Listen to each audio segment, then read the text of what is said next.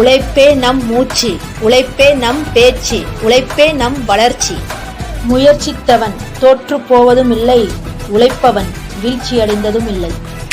உழைப்பாளி இல்லாத நாடுதான் எங்கும் இல்லையா, அரஹோயா. அவர் உழைப்பாலே பிழைக்காத பேருதான் எங்கும் இல்லையா, அரஹோயா. சமும் பாடுபட்டு உழைக்கும் யாவரும் ஓரினந்தா, சத்திய வார்த்தை இத நமக்கு சொல்லுது மேதினந்தா. நாம் எல்லாம் வேலை நிறுத்தோம், செஞ்ச ஆங்காது நாடு முழுதும்.